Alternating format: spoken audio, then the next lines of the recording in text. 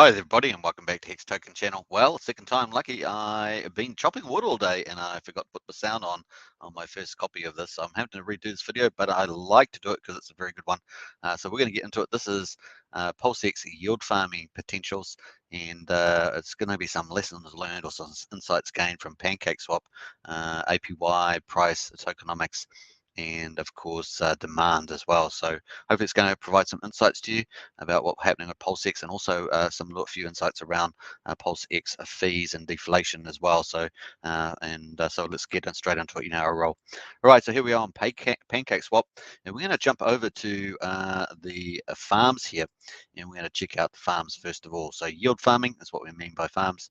We're going to look at the top pair here, Cake and BNB. So you can imagine this being PulseX and Pulse, for example, would be the case, because obviously PancakeSwap on the Binance Smart Chain. Now we can see an APR, or an annual percentage return here, of 45%. We can see liquidity here of over 300 million US dollars, pretty nice. We can also see a 40x multiplier. Let's quickly read that. The multiplier represents the proportion of cake rewards each farm receives as a proportion of the cake produced in each block. For example, if a 1x farm received 1 cake per block, a 40x farm will receive 40 cake per block, and of course there's many blocks per day on the Binance Smart Chain. This amount is already included in all APR calculations for the farm, so very cool. So 45%. Let's quickly check to our presentation, which is going to guide us the way through this, of course. Yield farming in February 21, it had a different UI user interface here. You can see that compared to the new one, of course. And the APR was 143% with a 40x per block, so amazing.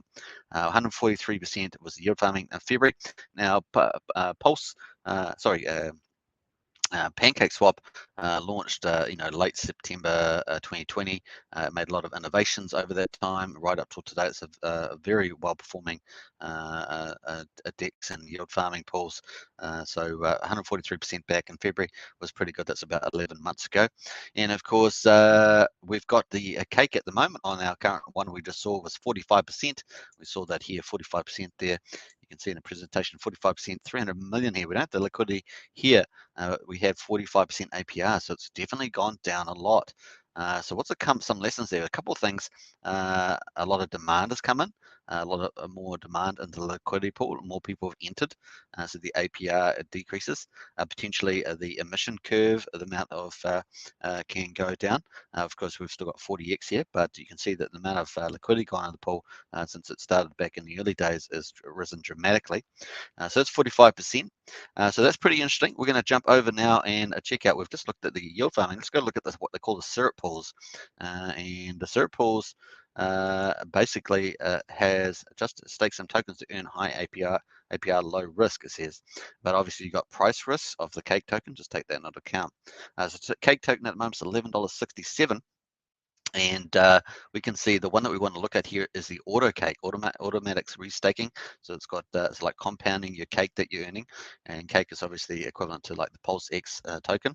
And you can see the APY is 69%, and there's 101 million cake in there. So pretty amazing amount of value sitting in there.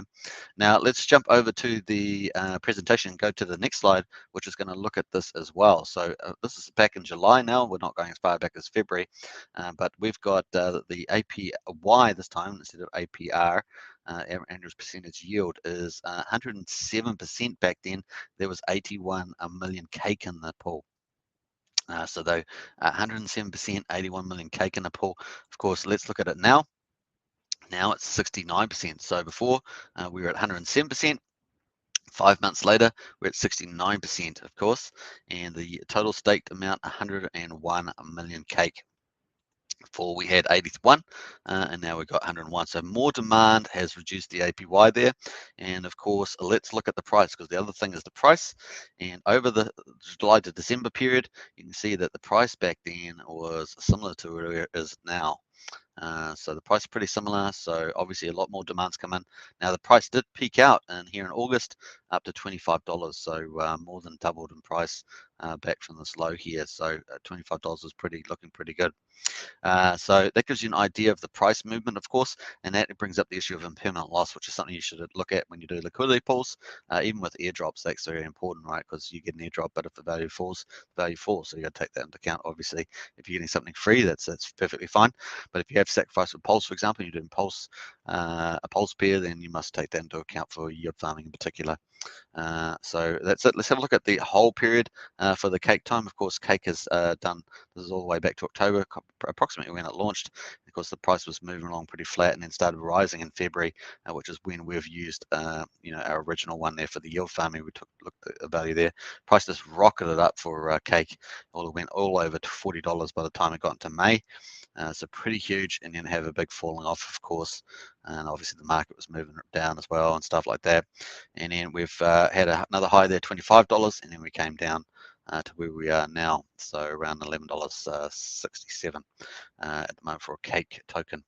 So that's pretty much that. So that gives you an idea that increased demand can impact the APY, more cake staked as well. Obviously, there's more emissions over time, so there's more out in supply. So this is some things we need to take into account, of course, with PulseX, although I think PulseX is going to be a much bigger scale than Pancake. Even though Pancake's been one of the most successful. Obviously, BuySwap's been pretty successful, Uniswap pretty successful, SushiSwap pretty successful. And we're not going to talk about other metrics like total volume, total value locked, or 24-hour volume, that sort of stuff, number of peers or number of users. We're just looking at the APY, APR at the moment in this video. So pretty interesting stuff there for the yields. All right, so that looks pretty good. Let's jump over to some of the tokenomics now. And you can see here, the cake tokenomics is a beautiful, beautiful chart here, November 29, pretty up to date there. So it's got a block emission, 40 cake per block, and to distribute, of course, to the syrup pools, which is, syrup pools for the most part have a lot of projects come onto PancakeSwap and offer up tokens, and it all gets part of the economic airdrop sort of thing. But also cake gets airdropped to people, and you can also, obviously, there's cake for people that stake cake, gets it off the market, they get paid in stake cake for that. So it reduces the circulating supply, which is pretty cool. Now, Richard's typically focused on that too, so that's pretty good pump mental. Obviously, 10 cake goes to the syrup pools, 4.25 goes to the farms, and this is on a per block basis. There's many blocks on the Binance Smart Chain per day. The rest goes to burn, of course, 25.75 cake per block goes to burn. That's pretty powerful. So on a daily basis, 122,000 goes daily down to here, down to the farms and through to the lottery. Lotteries obviously got deflation there as well. And then the syrup pools has 10 cake, and that's about 288,000 cake per day goes in syrup pools. So you can see the totals at the bottom here: syrup pools, farms, and lottery, main products there. Obviously, everything in a peak is a burn, and so look how many burns there are to keep the check and supply in check. Obviously, you can reduce the emissions, and that typically goes through a governance vote, and also you have got the system has system burns to manage the supply. So you got that burn going down to here, and you got that equates to 741,000 cake daily burn. Then you got 45 daily burn through the legacy lottery. You got 1,000 burn through here as well through the lottery.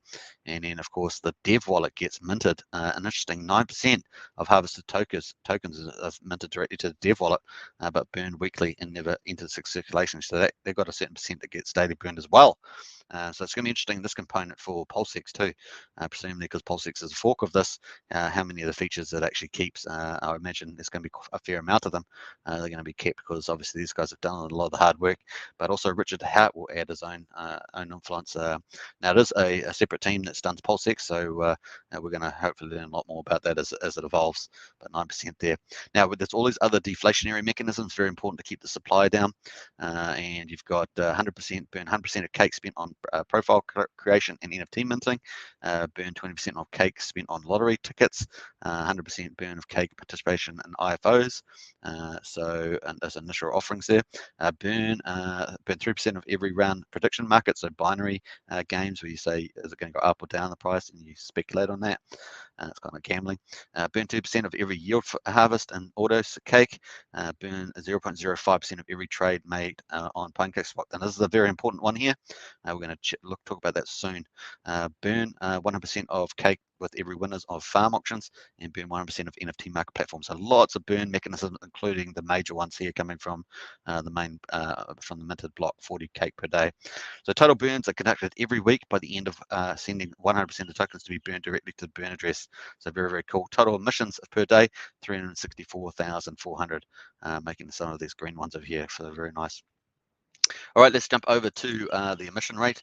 So emission rate at the moment, 40 blocks are burned every week, 25.75. So effective emissions is only 14.25, and that on a day basis, that's 1.1 million, 787,000 is burned, and that leaves 364,000 effective emissions after that. So cool, cool, cool.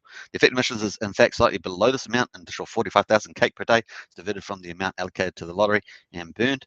And so that's pretty important there. And in addition to above, the dynamic amount of cake is also minted to the dev address at around 9%. We talked about that. This means that if 100 cake are harvested, 9 cake is minted in addition and sent to the dev address. So very cool on that. So that gives you a cool idea of the emissions. So what's that going to be? What the PulseX team, Richard's going to do around about these the emissions levels is going to be interesting. Obviously, we've got something different about it is that we've got the sacrifice coming up. So PulseX already gets a valuation, and then you've got to decide what returns you're going to try and how many what emissions you're going to actually give to liquidity providers that come in, because you want to avoid the mercenary type of liquidity provision. You want people to come in and stay for a long time, and without them jumping to the next high rewards, etc. Obviously, PulseX is going to be on top of Pulse Chain, and obviously Hex around, so it's a massive ecosystem. So the pump meters is going to be pretty epic as well. All right, so distribution, of course, farms, it got 10.62% of the block to farms and lotteries, 25% syrup pools. A reward block is 4.25 and 10 respectively. And then the reward per day on a daily basis is 122,000, less 46 for burn, and then 288 for syrup pools. That gives us our 364,400, which is pretty cool. So it's 364,400 is the same as this one here. So 787,000 get burned. So it's a pretty heavy burn amount. It's going to be interesting to see how that plays out into PulseX. It's very pumpalicious. All right, so let's get into the final one, deflationary measures. We already talked through all of these. They're the same ones as these pink ones down here, but they're here. You can pause the video if you want to read those. But the top one is the one of interest here, 0.05% of every trade made on PancakeSwap version 2. So hold that in your brain there, because we're going to jump over to Richard Hart right now. So Richard Hart gave us on the 19th of December, he gave us a little insight here. A percentage of fees cause buybacks and burns. So this is really one of the first key insights here. Expected, of course, but it was cool to see Richard say it. A percentage of fees caused buybacks and burns PLSX. So very nice to see that. And that what leads us on to a PulseX, where we're going to easyhex.xyz. So it's easyhex.xyz. And there's a little interesting tidbit on here. For each trade on PulseX, a 0.25% fee is paid. So this gives us more detail into this comment here. And of course, it says 0.17% goes to the LP token holders, the users who provide the liquidity that enable the trade. So this is not the yield farming part, it's just providing liquidity in the pool. 0.03% goes to the official PulseX treasury, which is pretty interesting. So look for that for the PulseX treasury, nice. And 0.05% towards PLS buyback and burn, which is exactly the same amount as we see here on PancakeSwap. So that was pretty amazing there to see that. So pretty good insight on the fees there. So we've covered quite a few topics here. We've covered the APY, APR, and how that's changed over time, in particular decreased as more funds come into the pools, which is a good thing because it makes it more stable, bigger tokenomics and stuff like that. But the APY does go lower. And of course, we also covered the fact that the price can move around as well. I think that PulseX will perform better just because it's sitting on PulseX, Pulse Chain with the free airdrops and all the other stuff going into play, as well as Hex. People around, and a lot of that demand's coming in for 2022. So I think that generally it's going to perform better from that point of view. Plus, it's going to get a lot of people that do stuff on PancakeSwap and SushiSwap all that coming over as well. So you can see it's going to be the gold rush of the century. Really, it's going to be pretty amazing. But we must still take into account the price movements and, of course, impermanent losses as well, potentially, even though we're getting a lot of free airdrops and stuff like that. So there's a lot of things to take in, and but these are some really cool insights around the price movements and yield farming. Also, the demand, of course, we talked about how liquidity comes into the pools. It's a pretty big deal here. And obviously, I think that's pretty neat. So hopefully it's given you some really cool insights around all that, and something you can think about as we head up to the sacrifice. It's going to be pretty exciting. Nevertheless, I think there's so much fundamentals looks so good. I look forward to hearing more insights from Richard around the PulseX, and I'm sure you do too. Hope you enjoyed that. So please subscribe, like, share, hit the bell, and hey, good thing I had to record on this time. It was really cool. And if you want to join as a channel member, hit the join button. We've got PulseSkins, Hexkins, and the Richard Hart Club. Get in there as we promote Pulse Chain, Hex, and PulseX, and the rest of Richard Hart's roadmap in the years to come. It's going to be a lot of fun. All right, catch me for the live stream later on today, and I'll see you then.